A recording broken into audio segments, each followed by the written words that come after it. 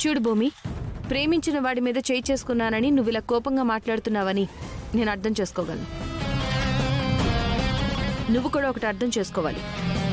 మేమెవరిని personal గ్రడ్జెస్తో arrest చేయం, కొట్టాం.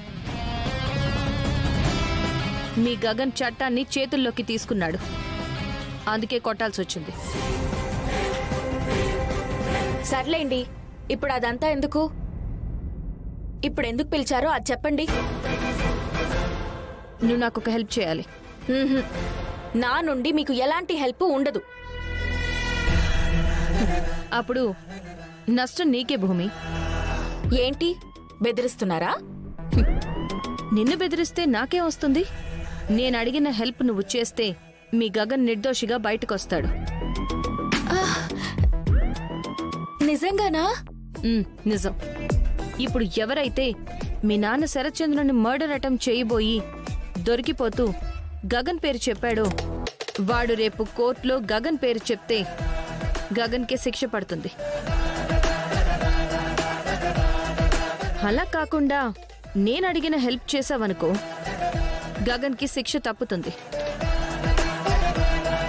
ఇప్పుడు చెప్పు, నాకు నువ్వు హెల్ప్ చేస్తావా, నీకు నేను హెల్ప్ చేస్తున్నానా? మీరే నాకు హెల్ప్ చేస్తున్నారు మేడం.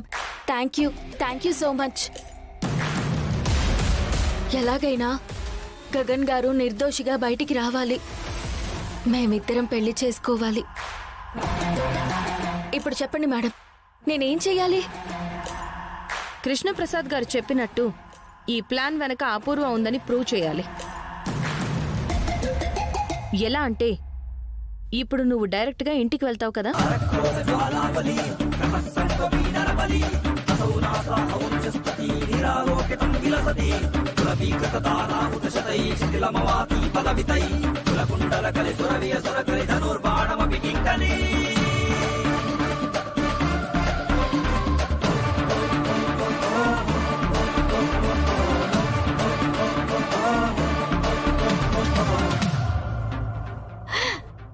మీరు చెప్పింది చెప్పినట్టుగా ఫాలో అయిపోతాను మేడం. ఇంత ఎగ్జైటింగ్గా కాదు, దొరికిపోతావు. చాలా కూల్గా ప్లాన్ అమలు చేయాలి, అది గుర్తుపెట్టుకో. Okay madam.